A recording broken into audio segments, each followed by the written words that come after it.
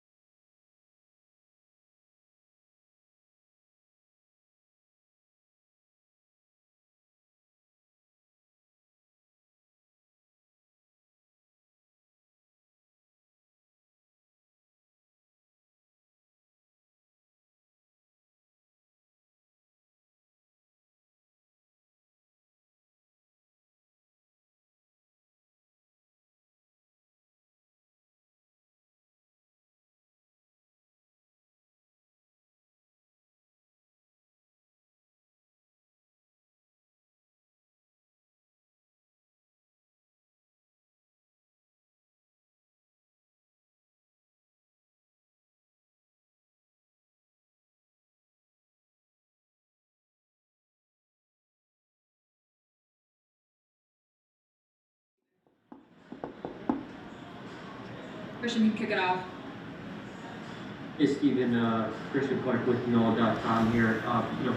Stan, the biggest point of emphasis from him after the game to us was the transition defense.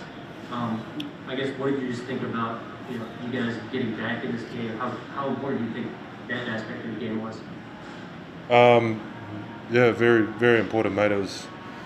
They just got too many easy ones. It's so good as a team. It makes your game so much easier if you could actually get those types of easy buckets. That's why there's such a big emphasis that you don't actually want to give those up, right? There's just too many of them, bro.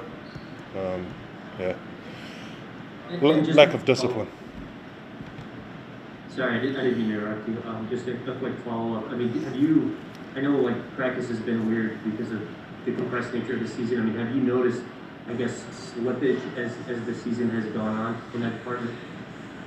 Transition defense? Yes.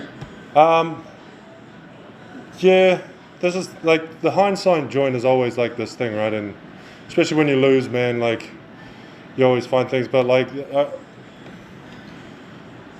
you could probably say yes, that there's been a trend. But some of them are not as obvious as say tonight, right?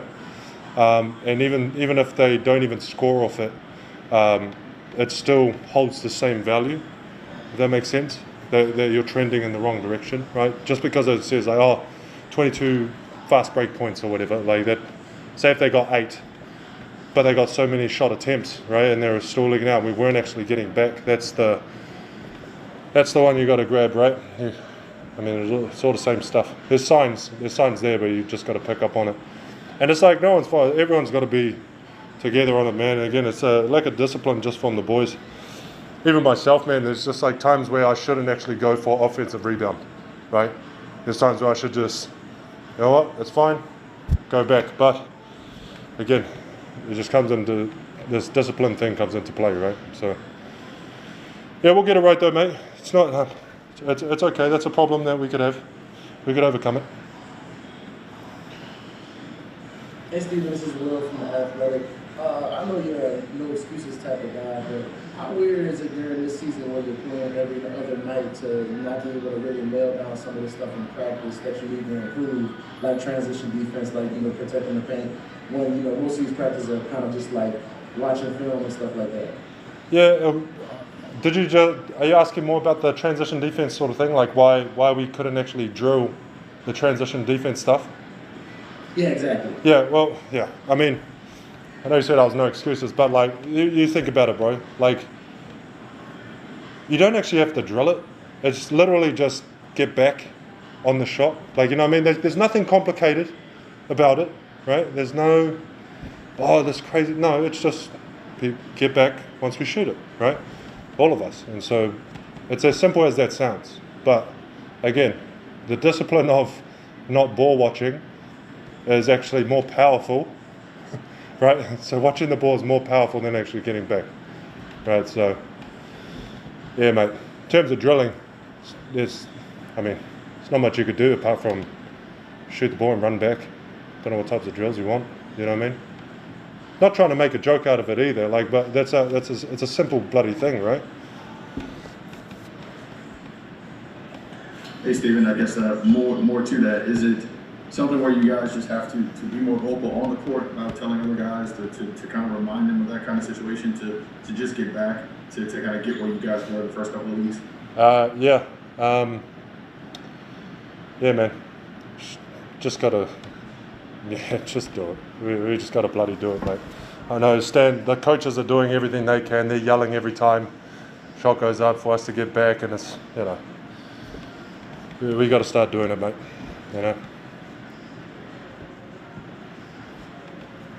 Yeah, I know you probably don't care coming off a lot, but your first career triple-double, just, what's it been like kind of having that increased role with the ball in your hands at the top of the key the way Stan is using in this offense? I didn't catch the first part, sorry, bro. My hair was dripping.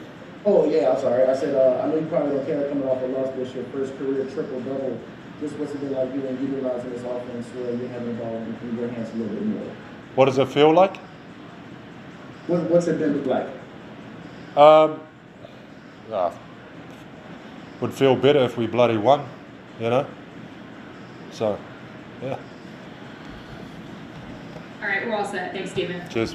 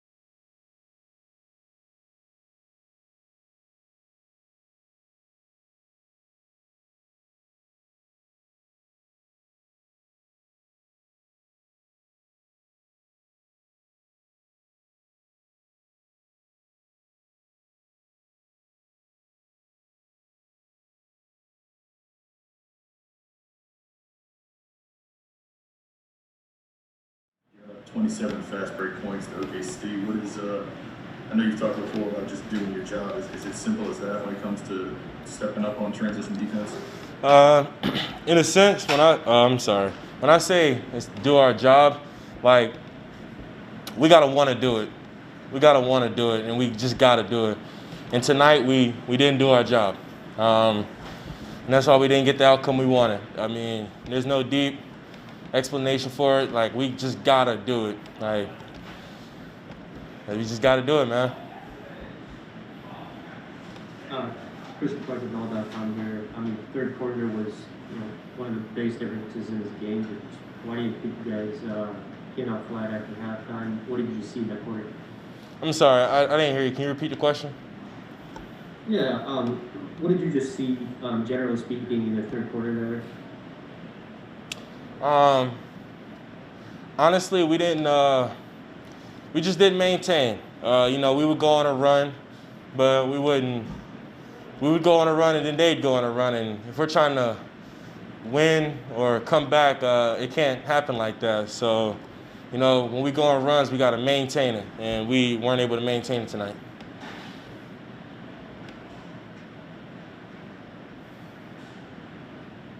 This is Will. Defensively, what do you got to do? I know the focus is always on the paint, but what do you got to do when teams are hitting threes the way OKC did tonight to kind of limit that? Honestly, they did hit a lot of threes, but we gave up a lot of paint points. The paint points and the fast break points really killed us, and that's where we make our emphasis on defense. We don't want to give all that up, and we gave a lot of that up tonight, so we just got to get better at that. Hey Zion, this is Schmidt from Bourbon Street Shots. You're now about 30 games into your NBA career. Where would you say your comfort level is at on the NBA defensive schemes and the speed of the game? My comfort level is still growing. I'm only, like you said, 30 games in. There's so much for me to learn, but I feel like with Coach and my teammates, they're going to keep guiding me in the right direction. Hey Zion, Christian Clark again. I mean, kind of the messaging from Coach after this game was, at least to us, was, hey, if this team is going to win, we're just going to have to win with our defense. I mean, do you think, on the roster there is, do you think that's sinking in that, if this team is going to be successful, it's just got to be on that end?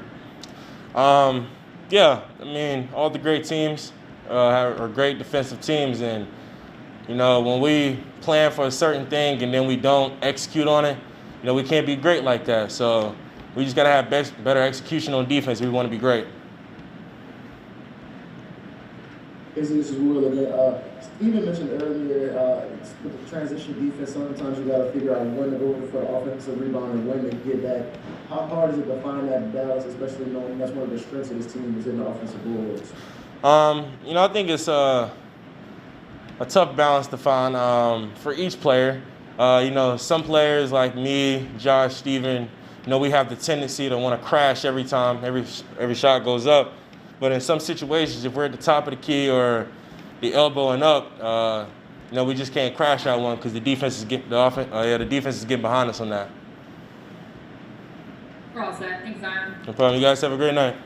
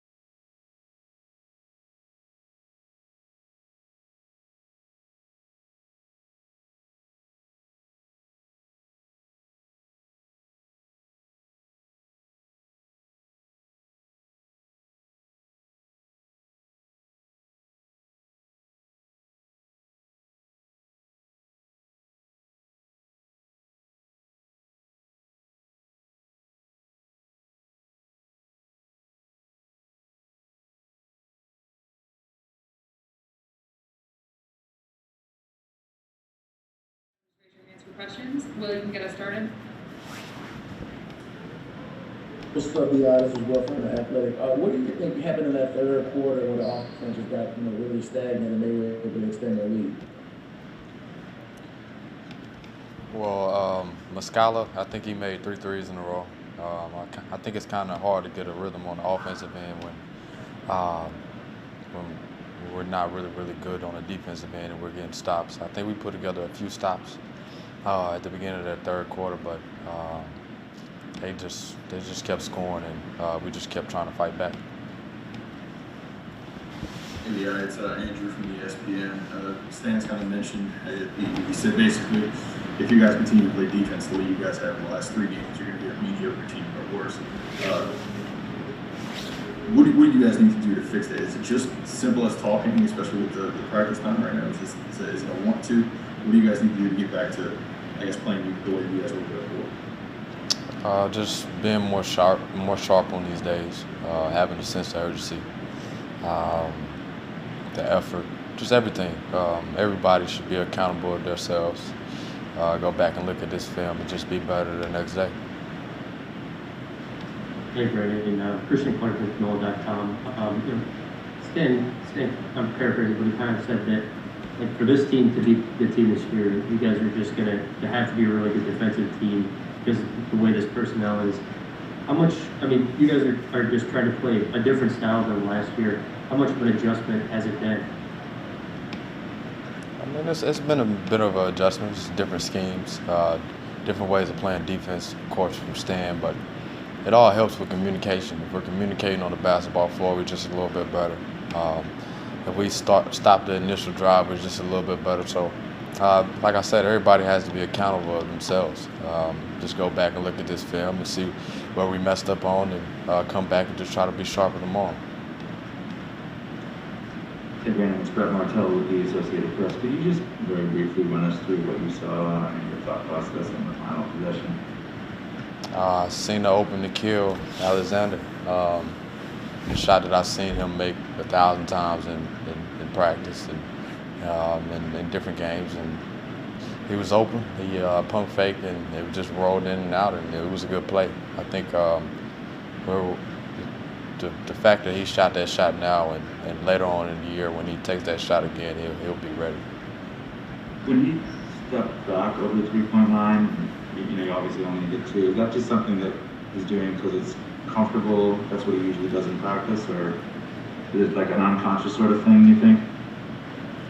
He just shot the basketball. That's all. He saw an opening and shot the basketball.